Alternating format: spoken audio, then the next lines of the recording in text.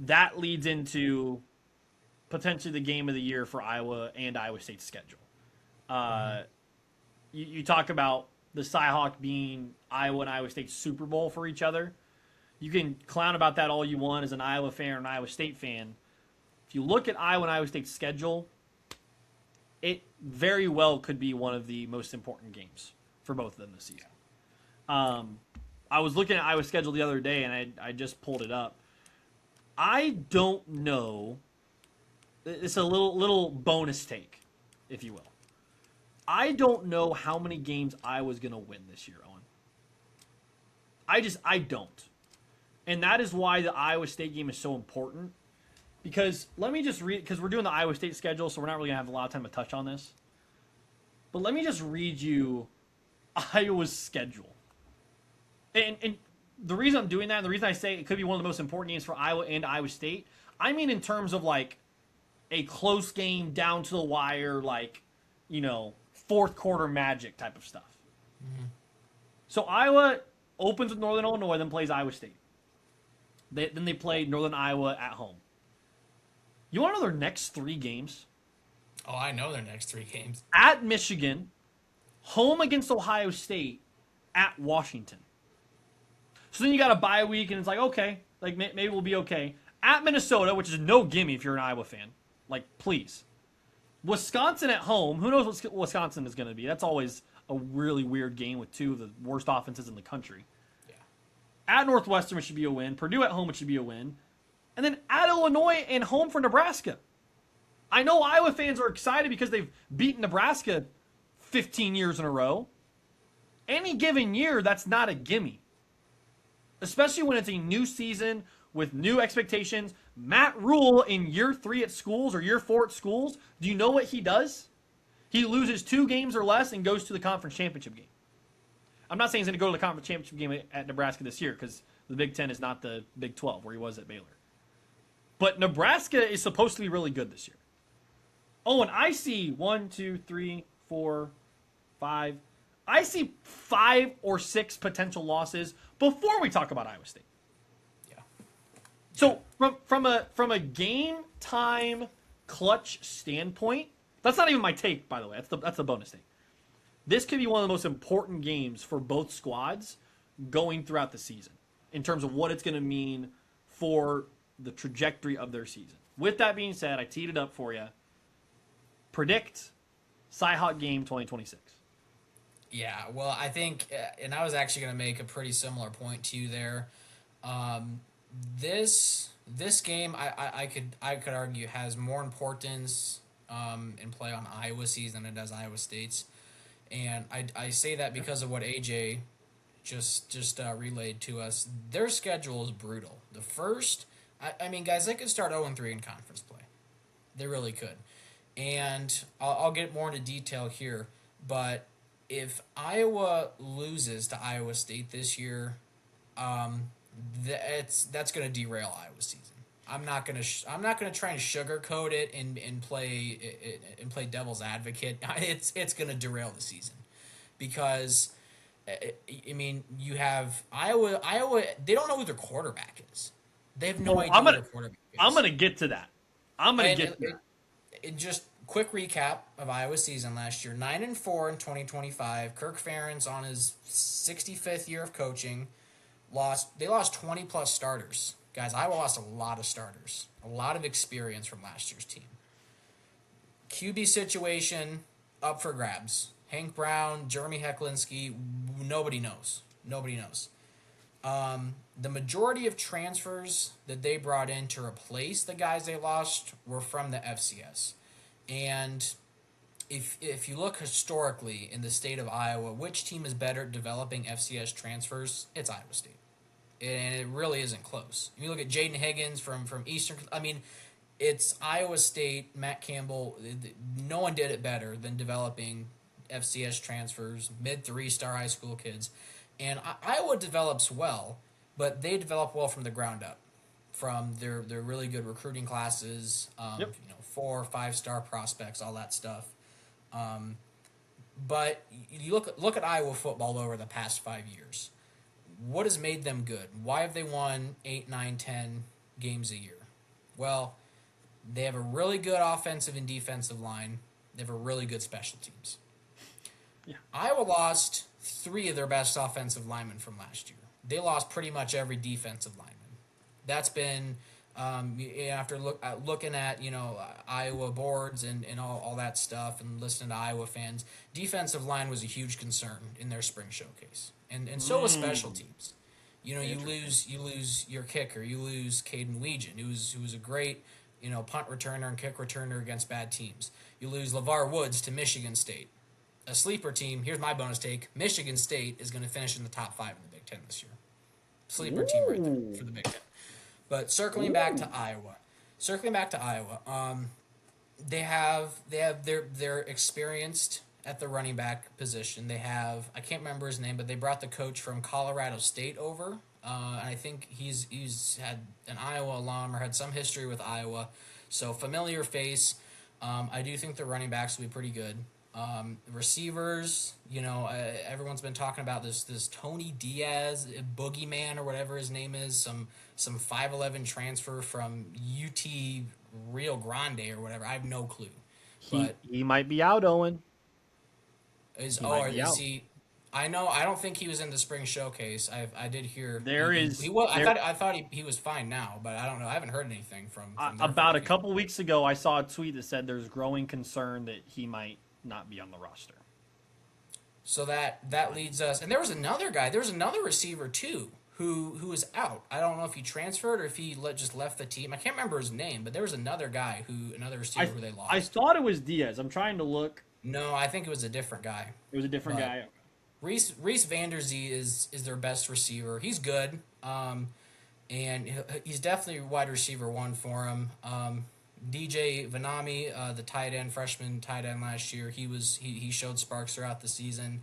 So those two will definitely be the top targets for Iowa this season. But if you don't have someone who could throw to him, if you don't have a good QB or an established system with trust and confidence and connections, then it's meaningless. And you have young offensive linemen. I mean, they have two really good offensive linemen. I think Cade Piper or whatever his name was, and there was another guy too. I can't remember his name, but other than that, that's still three fairly new, fresh offensive linemen.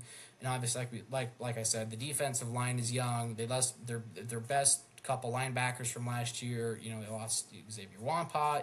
It's really something you have to take into consideration. Even when you look at Iowa State and you see, like, Iowa fans like, oh, you lost your entire team, you lost your entire coaching staff. Well, ultimately, one of the biggest factors is it comes down to experience. Which team has more experience, which team is going to be more confident, more ready, and have a bigger, better, and bolder will to win the game in the second weekend of September. That's what it's going to come down to.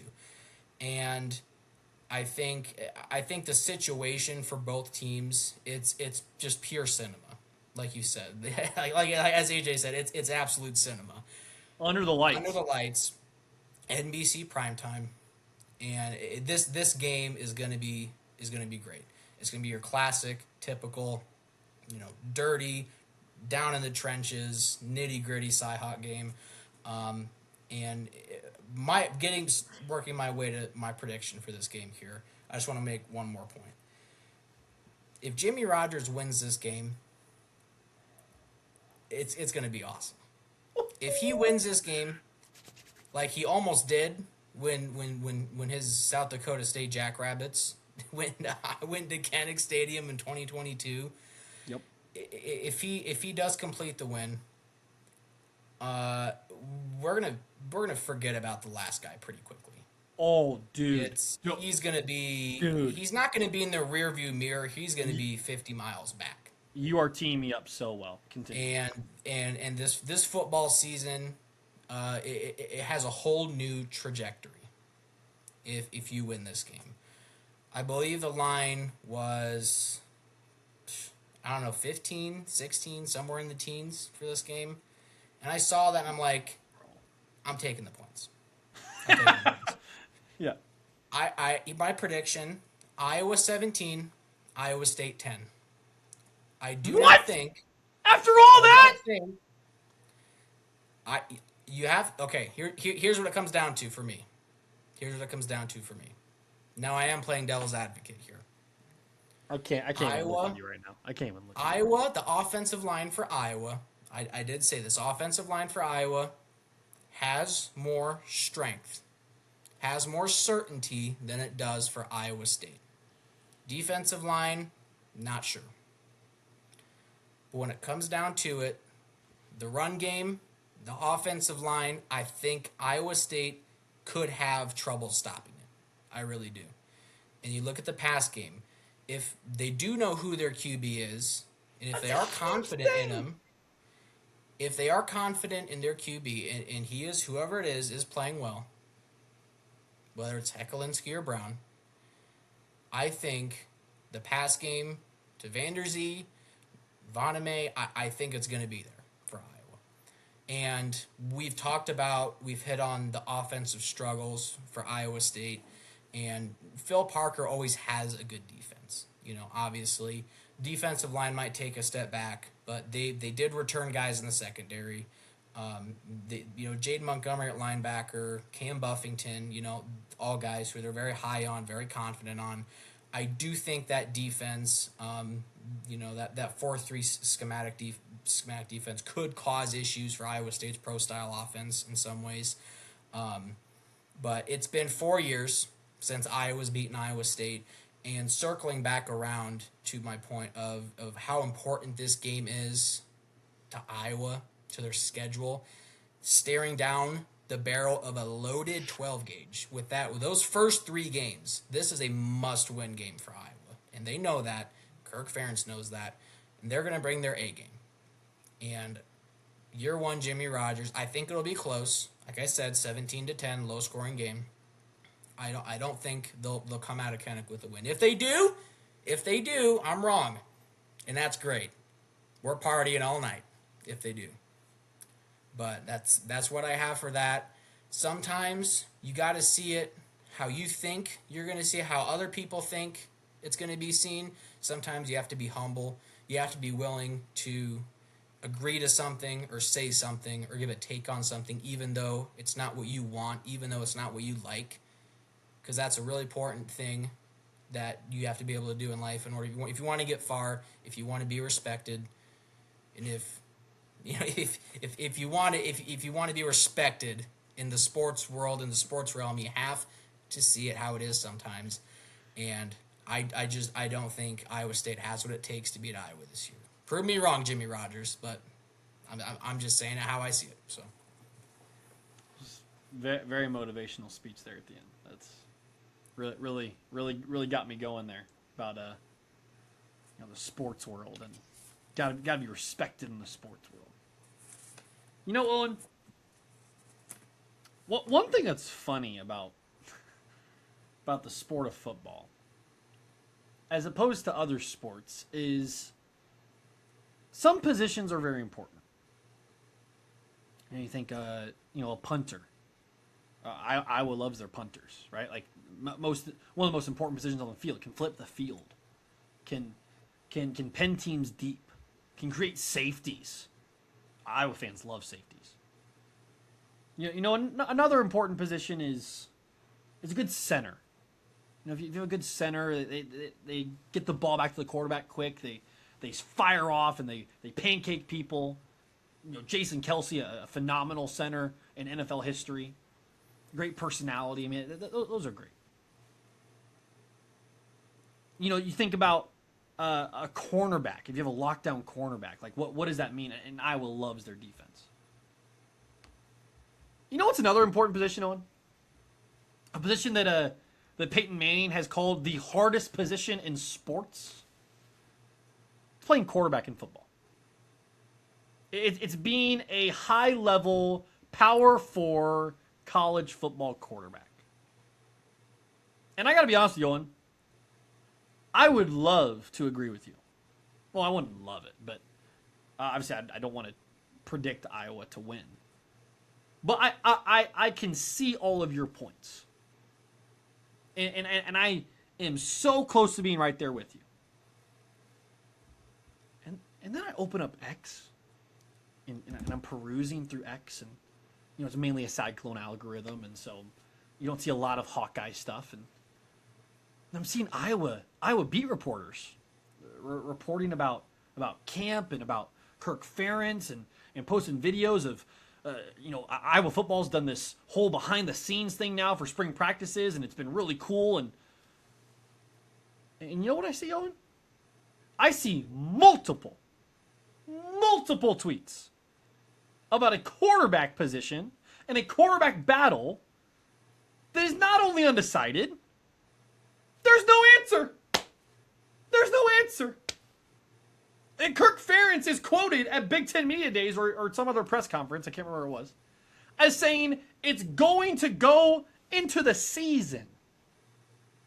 Now a naive football fan would say, AJ, maybe they got two great quarterbacks.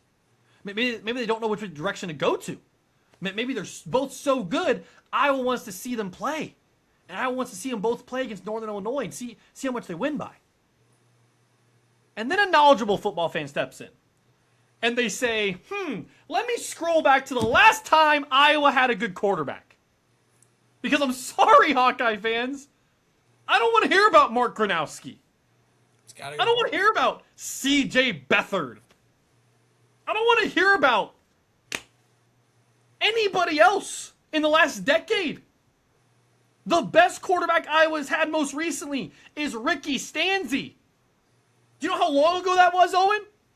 Long time ago. It was when Iowa was ranked in the top 5. They were ranked in the top 5. And perennial national championship contender. And they had a great team. Didn't end up doing anything with it, but they had a great team. So when I hear that Iowa doesn't have a quarterback position, that they don't have anybody to play that position, they don't have a clear QB1, I don't think, man, they must have a lot of great quarterbacks. I think, how bad are their quarterbacks? How bad is it in Iowa City? Because the defense is phenomenal. It's always going to be phenomenal. It always gives me fits. It always frustrates me. It always makes me pull my hair out every time Iowa State plays them. Because Phil Parker is a magician. I agree with that.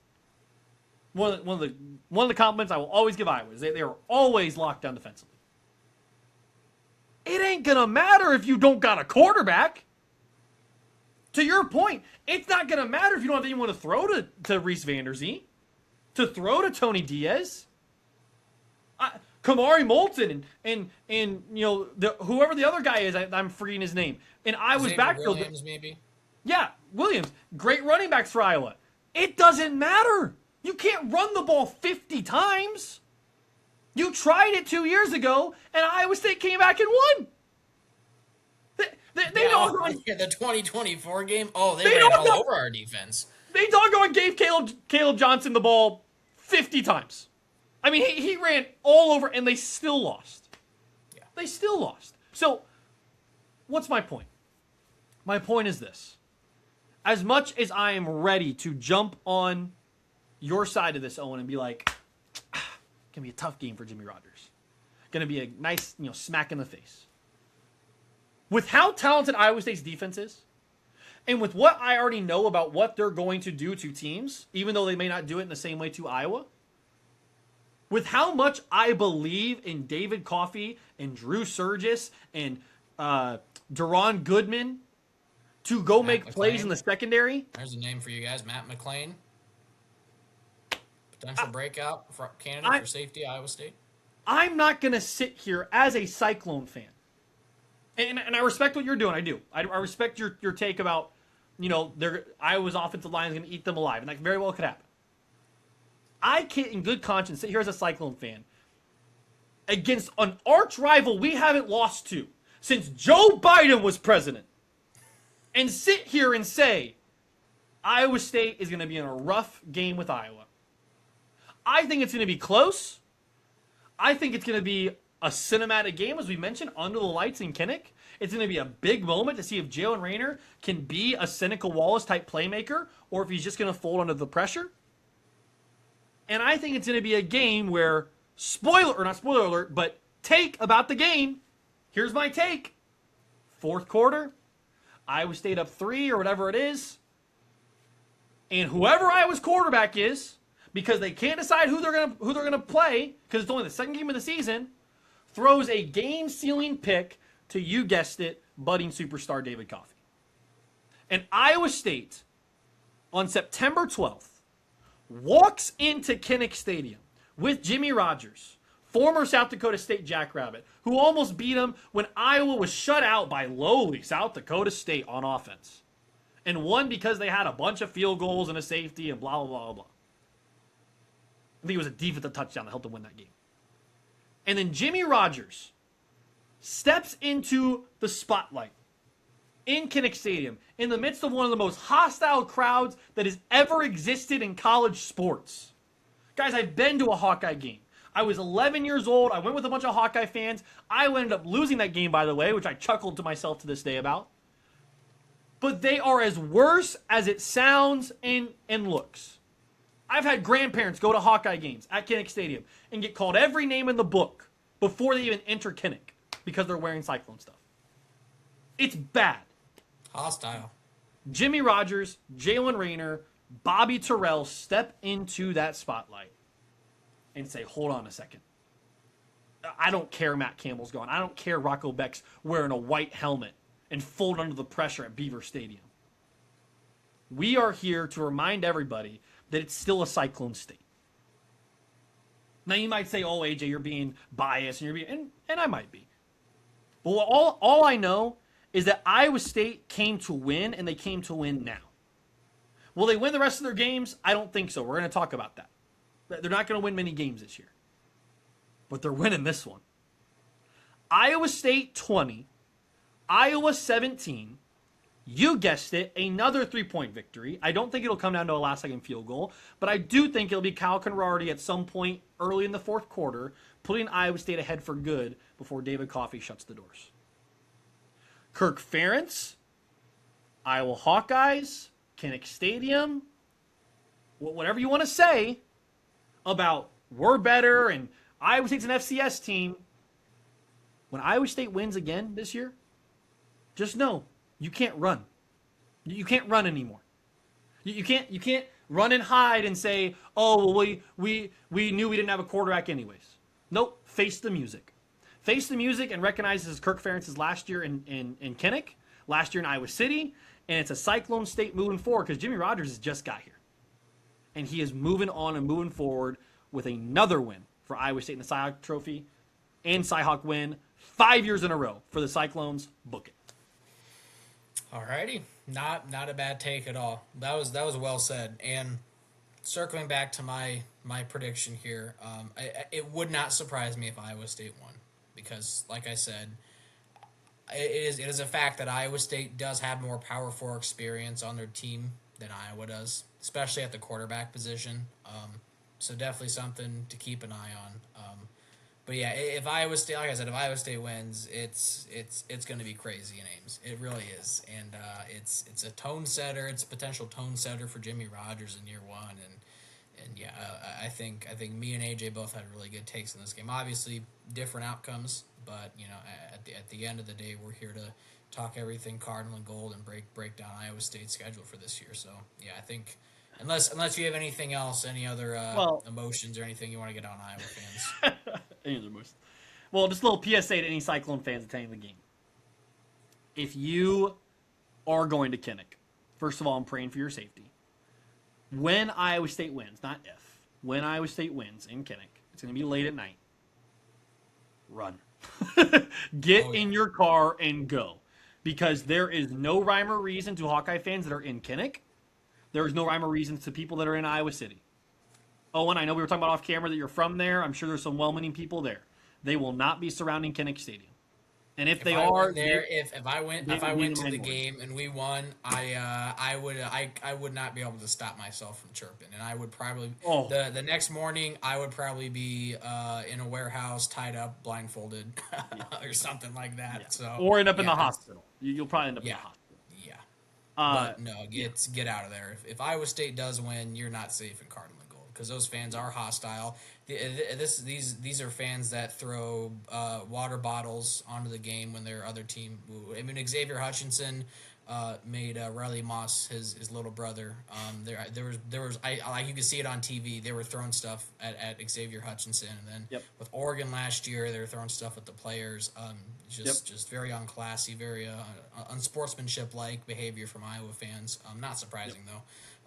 They want to wave at sick kids and then do stuff like that and act like and play the victim. Oh, they were taunting us or whatever. No, It's you have sick. to, Yeah. you have to conduct yourself with class and live up to what you believe in, which is honesty, which is respect, which is A+ conduct and behavior there. If you're gonna do stuff like the wave, and you just can't do that in response. It's a great point. Like it, and I know we got to move on to Bowling Green in Utah, but like if you're gonna have a great tradition like the wave, where you are waving to kids that are maybe dying of cancer in a hospital room, don't you dare turn around. I know we're not like a moral show or talking about morality or anything like this, but this needs to be said. Don't you dare turn around and act the way that most Hawkeye fans act in Kinnick Stadium and pretend like that no one can make fun of the wave.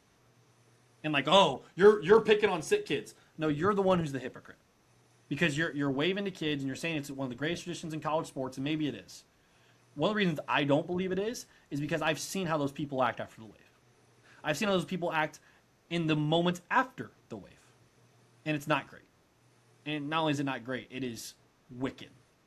How you conduct yourself when you're winning versus how you conduct yourself when you're losing